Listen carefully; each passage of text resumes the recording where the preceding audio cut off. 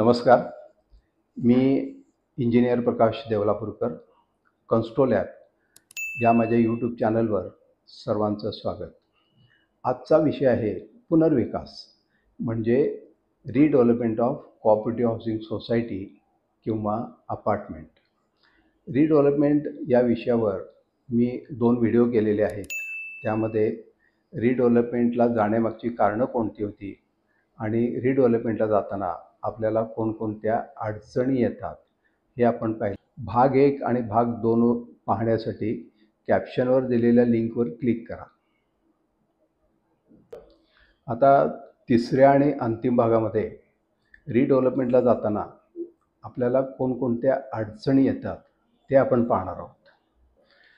आता आपल्याला समजा जर आधीच समजलं की विकासकाकडून आपल्याला काय काय मिळू शकतं तर ते अधिक सोयीचं होतं. तर त्यासाठी आपल्याला फिजिबिलिटी रिपोर्ट घ्यावा लागतो आणि फिजिबिलिटी रिपोर्ट घेण्यासाठी आपल्याला आर्किटेक्ट, लीगल कन्सल्टंट आणि चार्टर्ड अकाउंटंट यांची नेमणूक करावी लागते आणि ते आपल्याला फिजिबिलिटी रिपोर्ट देतात. याच्यामध्ये जर आपल्या अपार्टमेंट किंवा सोसायटीमध्ये जर कोणी आर्किटेक्ट राहत असेल, इंजिनियर राहत असेल, लीगल कन्सल्टंट राहत असेल किंवा चार्टर्ड अकाउंटंट राहत असेल तर त्यांची एक टीम वर्क करून, त्यांची कमिटी फॉर्म करून त्यांच्याकडून सुद्धा आपण हा फिजिबिलिटी रिपोर्ट घेऊ शकतो. आता ह्याच्यामध्ये बराचसा पार्ट हा टेक्निकल आहे आणि बिल्डिंग बायोलॉजी रिलेटेड आहे. त्यामुळे इथे आर्किटेक्ट असणं हे महत्त्वाचं आहे. तर आर्किटेक्ट काय करतात की आपल्याकडून सर्व कागदपत्र ही जमा करून घेतात आणि मग त्यानुसार आपल्या प्लॉटचा साईज किती आहे, नंतर त्याच्यामध्ये एक्झिस्टिंग कन्स्ट्रक्शन किती झालेलं आहे आणि समोरच्या रस्त्याची रुंदी किती आहे, त्या रस्त्याच्या रुंदीनुसार आपल्याला FSI किती मिळणार आहे, त्या FSIनुसार आपल्याला किती माळ्याची इमारत त्या ठिकाणी बांधता येईल आणि त्यानुसार मग पार्किंगचे फ्लोर्स किती करावे लागतील, मार्जिनल स्पेस किती सोडावं लागतील. तर या सर्व विषयांचा अभ्यास करून त्याचा एक टेंटेटिव्ह नकाशा ते कागदावर बसवतात आणि मग त्याचं व्हॅल्युएशन करतात.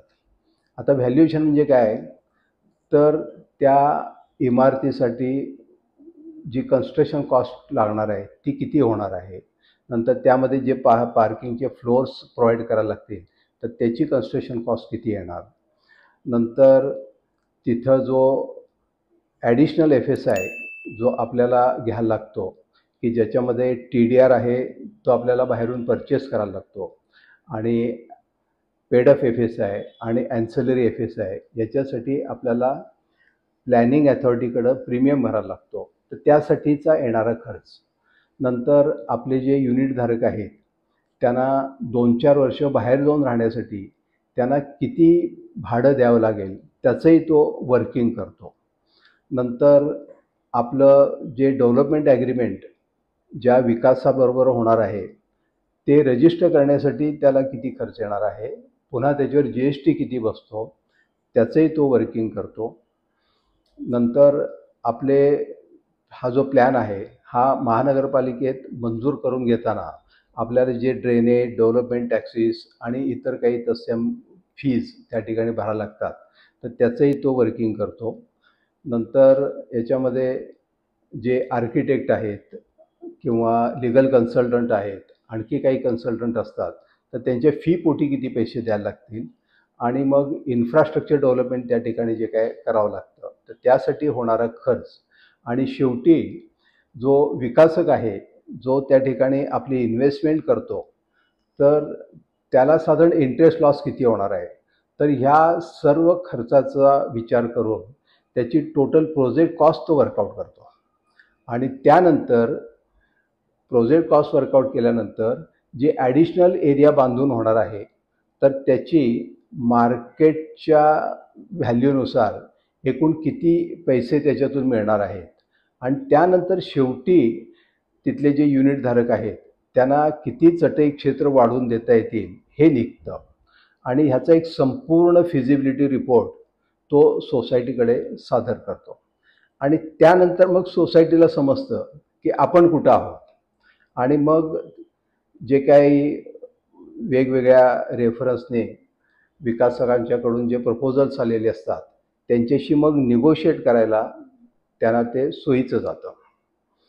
बरेच वेळेला असं होतं की वेगवेगळ्या रिलेशननी आपल्याकडे प्रपोजल्स आलेली असतात आणि त्याच्यामध्ये मग जो आपल्याला जास्तीत जास्त बेनिफिट द्यायला तयार आहे त्याची एक मग ढोबळ मानाने निवड केली जाते आणि त्याचं जर कुठं अंदाजपत्रक चुकलं असेल तर मग त्याला ते काम परवडत नाही आणि मग पुढं जाऊन ते काम स्लो डाऊन होतं.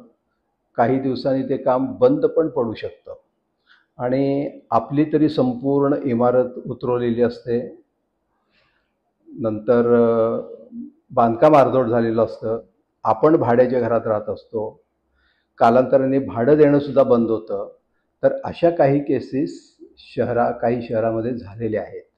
तर अशी वर्स्ट केस आपल्यावर येऊ नये म्हणून आपल्याला काय काय मिळणार याचबरोबर विकासकाला सुद्धा तो प्रोजेक्ट परवडणार आहे का हे पाहणं सुद्धा तितकंच महत्त्वाचं आहे. तर या व्हिडिओमध्ये मी इथंच थांबतो. माझा हा व्हिडिओ जर आपल्याला आवडला असेल तर त्याला लाईक करा आणि कन्स्ट्रोलॅब या माझ्या यूट्यूब चॅनलला सबस्क्राईब करा आणि कन्स्ट्रक्शन ॲक्टिव्हिटीजवरचे असेच काही व्हिडिओज घेऊन मी पुन्हा आपल्या भेटीला येत आहे. धन्यवाद.